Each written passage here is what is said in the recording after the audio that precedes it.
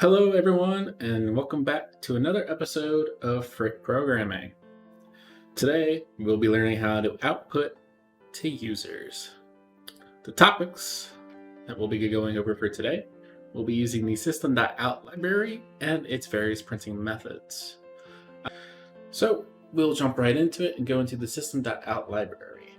It is a print stream library, which means it prints a stream, file, or to the console. You can check out all its various methods at this link. This link will be in the description. Now, we're going to get into the printing methods. These printing methods are not anything too overly complicated. Two of them are rather really simple, and we've seen them before. But there is a last one, which can be really, really useful, but can also be really complicated to fully understand. So let's jump right in. We're going to look at the print method. Now, the print method takes a single parameter. Now, the single parameter is whatever you want to print, but it could be any of the primitive types, any of the objects that you create. It will default to the toString method if you have overridden it or overridden it, and any other types of objects as well. Since string is an object and not a primitive type, it defaults to its toString method, and its toString method is just to print itself. So nothing to worry about that. Most every other toString method, the Boolean one, prints true or false. Char will print the character. The char string, or the char array in this case, will print the character, or it could print the ASCII value for it. Double will print the double, and so forth and so on. Now, the print method will print a single line with no carriage return, which means that if you were to do a print and then another print right after that, or if you are asking the user for input, that input or the additional print will be on the same line. This could cause some, let's say, aesthetic issues. It doesn't always look the best, and it's not the best to use print methods as long as you know that the next thing that you have to print needs to be formatted correctly. And you can always put a carriage return at the end on your own, but why would you want to do that when the handy dandy print line method is there for you?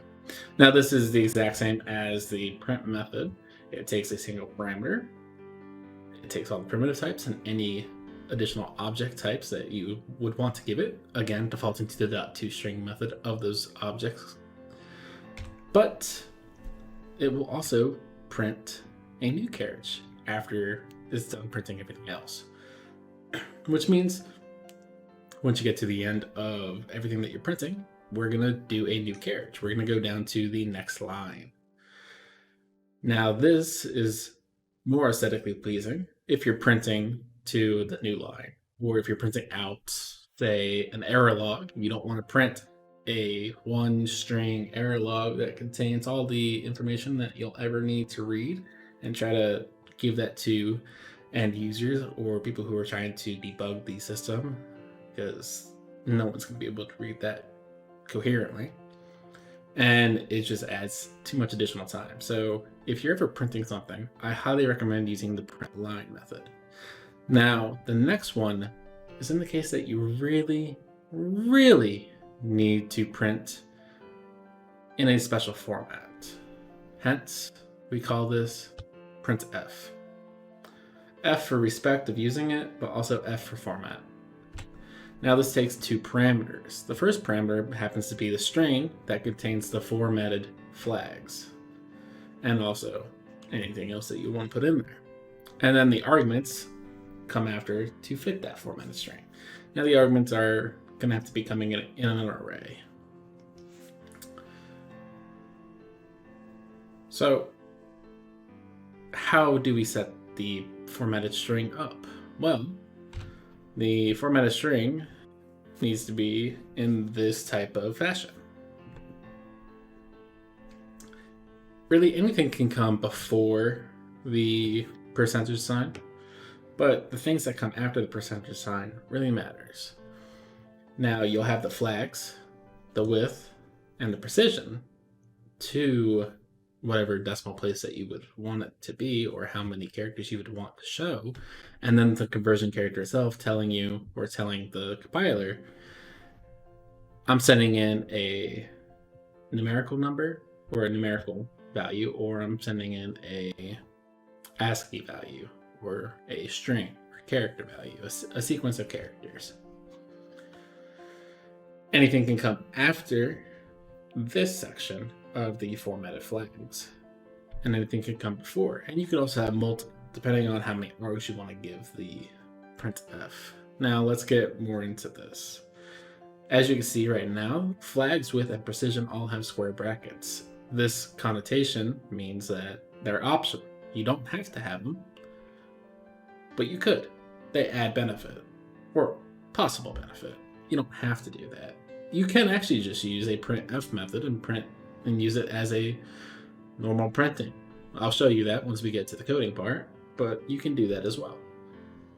So let's go over the printf flags. Now, there are many different flags, and we're just going to go at them one at a time. You have the minus sign, which will mean let's left justify this. It typically defaults to right justify. I haven't really seen this used. This would be mostly used if you're trying to really format how something is trying to look. Hence printf anyway, but if you're really trying to format it, this one would work. You have the plus sign, which will output a plus or minus sign for a numerical value. You have the 0, which forces numerical values to be 0 padded. The default padding is blank. You're not going to add any padding. You want to add zeros to indicate how much information you want. This is very handy when it comes to wanting precision, which we'll talk about in a little bit.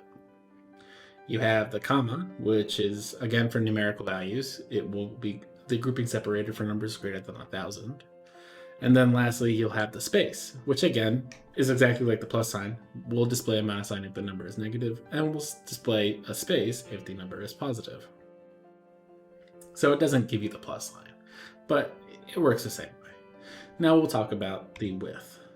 Now the width specifies the field for outputting the argument, and that represents the minimum number of characters to be written in this output. How many characters you want.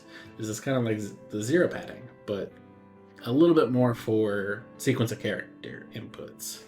So if you're trying to input the word hello and you give it a width of 3, it's only going to put in HEL, and at that point you're talking about Norse mythology. You're not saying hello.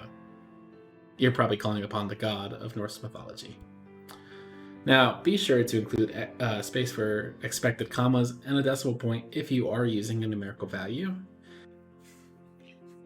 And then this brings us off to precision.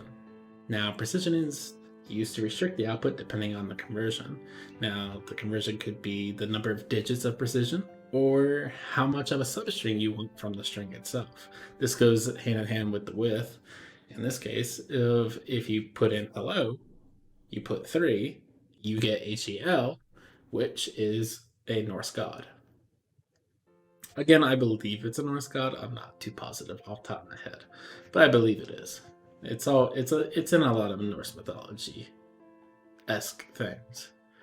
Now, all number primitive types will be rounded to the specified precision, meaning that if you want significant figures of 2, you will get significant figures of 2 if you give it a 0.2. If you give it a 0.3, you will get significant figures of 3 in this case. Now, here are the conversion characters. These are the last thing, but these are the required things that you need for printf. First, the decimal integer. Now, this is a byte short enter long. This is something that cannot have any decimal points. It has no floating points. This is a whole number. F for a floating point number. This is something that has floating points. This is something that has decimal places. Something that is not whole. Hence, it has floating points. C is for character, and if you want that character to be formatted into uppercase, use the uppercase C. S is the same as character, but again, if you want it all uppercase, you use the uppercase S. This will change the string to be all uppercase instead of just the first character of it being uppercase. H is for hash code. Now, hash code is typically for something along the lines of addresses, or if you are making a hash, that you're basically taking this, converting it to some other thing, and you want to make sure that the number of bytes that you get or the generated hash code that you have is exactly the same as another generated hash code that you have. That's when this really comes into place, but for us, it's not going to come into place anytime soon. And then you have N for new line. Now, this is something that you have in any other situation when you're printing. You could use the \n for new line, but in this case, you'll be using the %n for new line just to make it conform to printf standards. Now it's time for the code. So let's go on over to the code. All right, so we're here at the code. And what we're going to start off with is the basic print method. So if I do SOUT command space or control space, if you're on Windows, it will default down to the macro system.out.println. Now this is only in Eclipse. This is a macro that I have. You can build this macro elsewhere, but it defaults to the print line. I'm just going to get rid of that print line and make it print. And I'm just going to say hello.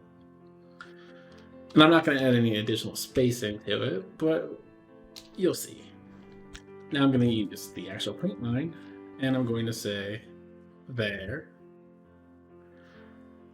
And for the printf, we're going to show you how you can use this as a normal print statement. So normal print statement printf is if I say just %s and then I give it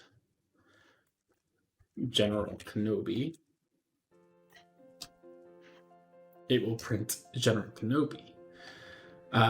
And this is a normal print statement. I will put this in uppercase to indicate to you it is a print statement. Now I'll show you the print line statement using printf. Now I have %s and then I need %n. And I'm going to send in the negotiator. It's been a long day. I've had a hard time spelling negotiator for a while now. And then I'm just going to add, this is the normal print line statement. Printf. So, what do you guys think is going to happen? Do you think this is going to come on to 2 lines or 3 lines? Well, let's take a look. If I am to run this, I will get hello, or hello there, General Kenobia, the negotiator. It prints on 2 lines. Now, why is that? Well, if we look back at the code, we'll see this print statement. This print statement does not give us a new line carriage. And since it doesn't give us a new line carriage, well, then we get this. Println gives us a new line carriage that will bring us down to the next line. So in order to give hello a new line carriage, I would do a \n. This will give it a new line carriage and thus be the exact same as a println or print line. If I were to save and run this, you get hello there, General I just saw that I misspelled general. General Kenobia, the negotiator.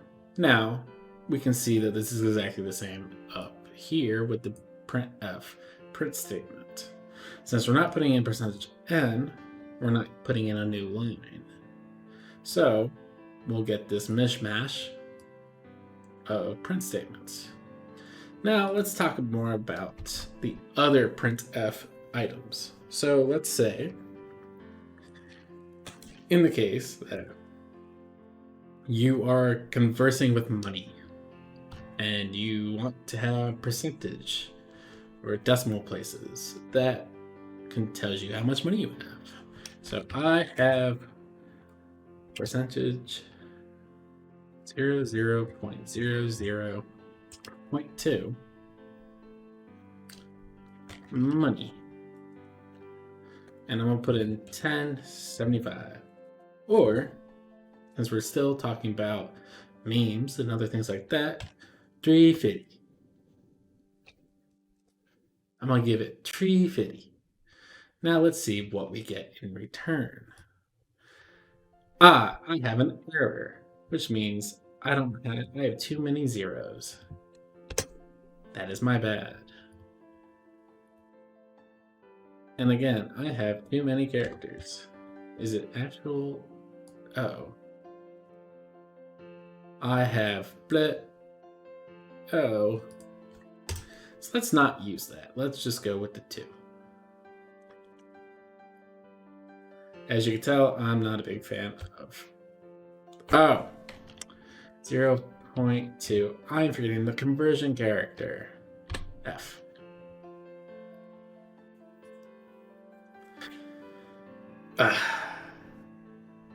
I love printf statements, as you could tell. It's so much fun. Let's just get rid of the 0. There we go. I love print statements so much. Or printf statements so much. I rarely use printf statements. I always use the println statement. As you can see, I'm not all too well acquitted with printf statements. However, they are very useful if you need to format strings. So, as you can see, I have 350. Now, if I turn this into 355 and get rid of this 2.1 precision, I should get in return 360. And I do. I get 3.6. I have 3.6 money. This sounds like something from an old 90s video game, but I have 3.6 money. Now, this is the precision. As you can tell with the decimal place, if I get rid of that and just say 1F, I should just get 3. But I may get 4 money. But no. Instead, I get 355 money, and it's a floating point, so it automatically gives me 6 decimal places, which I don't like. So I'm going to convert it back to 2 and make this back to 350. Now, that is where we're going to end for today. Please make sure to continue watching for further updates and more learning with Java. Thank you very much.